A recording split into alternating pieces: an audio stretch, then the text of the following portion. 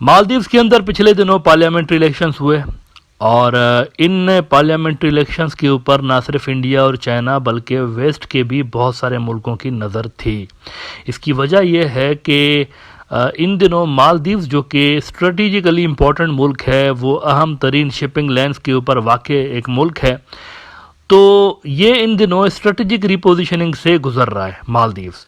और वहाँ पर जो इंडिया फर्स्ट पॉलिसी रखने वाला ग्रुप हुकूमत में था लंबे अरसे से, वो वहाँ पर धपड़धूस हो गया और उनकी जगह पे दूसरा वहाँ पर सियासी सेटअप आ गया जो कि थोड़ा सा न्यूट्रल है, यानी जो कि चाइना की तरफ भी है और दीगर जो फोर्सेस हैं दुनिया की उनकी तरफ भी थोड़ा बहुत झुकाव रखता है। न्यूट्रल एक पॉलिसी रखने वाला ग्रुप आ गया वहाँ पे, जिसको डॉक्टर मुइज लीड कर रहे हैं।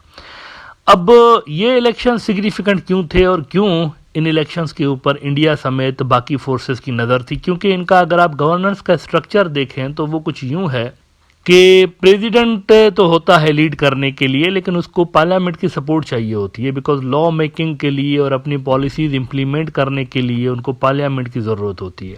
अब पार्लियामेंट के अंदर जो सिस्टम बना हुआ था इलेक्शन से पहले, वो था इब्राहिम सालेह के हक में, यानी प्रो इंडिया पार्टीज वहाँ पर मेजॉरिटी में थी, बड़ी भारी भरकम मेजॉरिटी में थी। इतनी मेजॉरिटी थी उनके पास के बीच में तो ये इम्पीचमेंट का भी सोच रहे थे, मुइज की इम्पीचमेंट का। और इंडिया के अंदर तो बल्कि मीडिया ने मुइज आउट कैंपेन भी लॉन्च की थी, जो कि सक्सेसफुल जाहिर सी बात है हो नहीं पाई। जब मुइज ने इनको डेडलाइन दी कि 10 मई से पहले पहले आपने मालदीव्स को खाली करना है, मिलिट्री निकालनी है यहाँ से, तो वहाँ पर इनको प्रेशराइज करने के लिए मुइज आउट कैंपेन भी उन्होंने स्टार्ट की थी इंडियन मीडिया ने।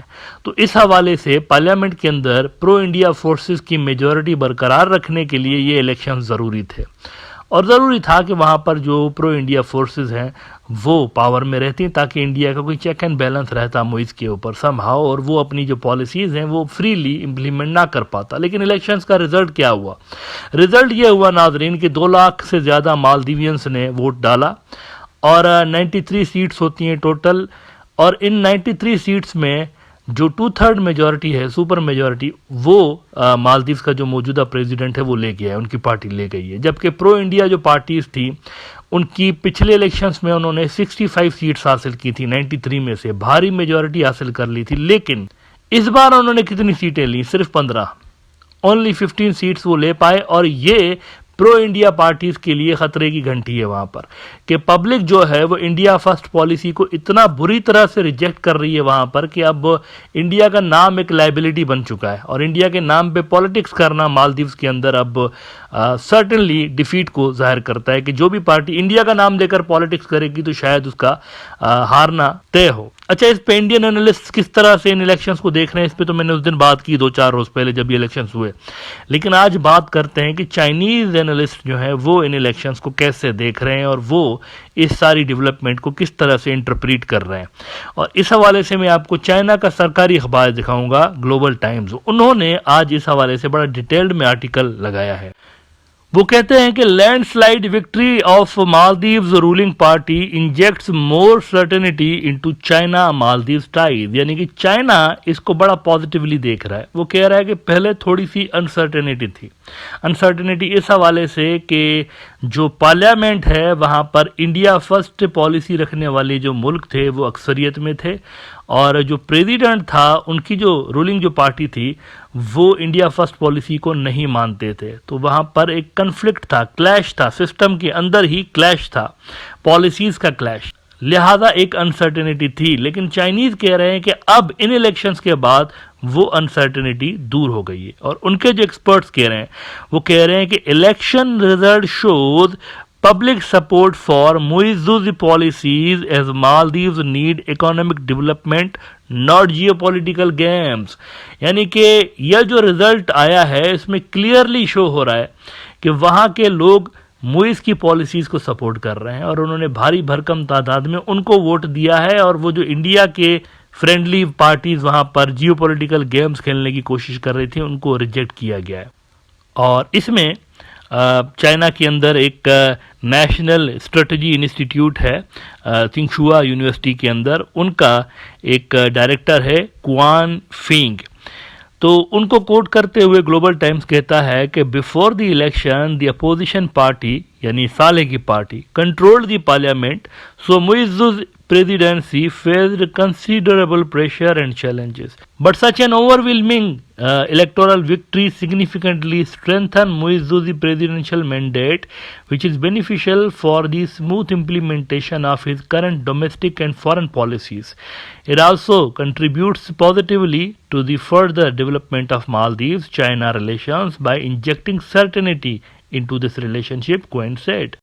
और साथ में जो चाइना की मिनिस्ट्री ऑफ फॉरेन अफेयर्स है, उन्होंने भी डॉक्टर मुइज़ को कंग्रेचुलेट किया है और उन्होंने अपने मैसेज में कहा है, और वो मैसेज जो है यहाँ पर ग्लोबल टाइम्स के अंदर रिपोर्ट भी हुआ है कि China stands ready to work with the Maldives. ये चाइना के फॉरेन मिनिस्ट्री कह रही है, China stands ready to work with the Maldives to carry forward traditional friendship, expand exchanges and cooperation in various fields, deepen China-Maldives comprehensive strategic cooperative partnership and speed up the building of a China-Maldives community with a shared future to deliver greater benefits to our two peoples. अब ये जो China का diplomacy के अंदर layers होते हैं, मुख्तलिफ मुल्कों के साथ जो उनके टाइज होते हैं, वो आप इस तरह से मेजर कर सकते हैं कि चाइना किस मुल्क के साथ कितना क्लोज है। ये जो उनका कंप्रीहेंसिव स्ट्रेटेजिक कोऑपरेटिव पार्टनरशिप होती है ना, ये वो उन मुल्कों के साथ रखते हैं जो कि उनके करीब होते हैं बहुत। तो यहाँ पर आप समझ सकते हैं कि बेसिकली चाइना का यहाँ पर जो इंटरेस्ट है मालदीव के अंदर वो बहुत ज़्यादा है। मतलब India has a serious competition here in Maldives right now. China Maldives को बहुत ख़ास मुल्क कंसीडर करता है, इसीलिए उन्होंने इस कैटेगरी में मालदीव को डाल के रखा हुआ है। अच्छा, चाइनीज़ जो माहिरीन हैं वो मजीद कहते हैं कि India's military presence in the Maldives poses a threat to country's independence and sovereignty.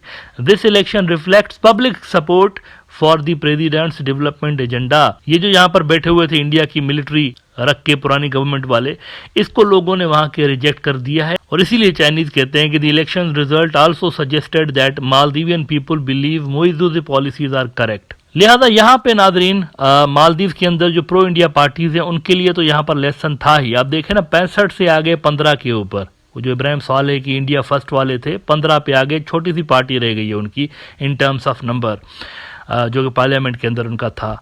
तो यहाँ पर ये चीज़ क्लियर हो गई है। नशीद को भी, वैसे नशीद साहब को भी एक लेसन मिला है पॉलिटिकली, कि वो भी वहाँ पर जाकर और डॉक्टर मुइज़ को कह रहे थे इंडिया जाकर कि माफ़ी मांगे, इंडिया को सॉरी बोलें। अब आप उनको पता चल गया ना कि लोग क्या सोचते हैं मालदीव के, वो इस तरह चीज़ों को नहीं देखते जिस तरह से ये लोग देख रहे होते हैं। वहाँ की जनता का माइंड बिल्कुल चेंज हो गया है। तो ये जो इंडिया फर्स्ट पॉलिसी और प्रो इंडिया पॉलिसीज़, ये वहाँ के सिस्टम में अब गालिबन काम नहीं करेंगी। तो what is the way forward, ये मैंने उस दिन भी बात की थी कि इंडिया के लिए क्या वे फॉरवर्ड है। एग्जैक्टली यही बातें ग्लोबल टाइम्स के अंदर उनके जो चाइना के माहिरीन हैं वो भी कह रहे हैं। वो कहते हैं कि पहले तो इंडिया को अपने गिरेबान में झांक के देखना चाहिए और ये जो उनका स्फीयर ऑफ इन्फ्लुएंस और डिप्लोमेटिक बैकयार्ड वाला जो एक उनके दिमाग में कॉन्सेप्ट होता है पॉलिसी मेकर्स के में, ये ख़त्म कर दें वो, और इक्वलिटी की बुनियाद पे वो मुल्कों के साथ और मालदीव्स के साथ जो है वो डील करना शुरू करें, इक्वलिटी की बुनियाद पे। चाइनीज़ माहिरीन बिल्कुल यही बात कर रहे हैं। ग्लोबल टाइम्स कहता है कि however due to the Maldives geographical proximity to India and historical ties in trade, culture and human interactions, the Maldives will not actively seek to sabotage ties with India, Cohen said, noting that the relationship can still be maintained if India undertakes a deeper review of its past policies and treats the Maldives as an equal। ये बात मैंने उस दिन भी की थी। तो Chinese माहिरीन exactly यही सोच रखते हैं कि इक्वलिटी की बुनियाद पे अगर टाइज को आगे बढ़ाया जाए इंडिया की जानिब से तो बहुत कुछ वो दे सकते हैं मालदीव्स को।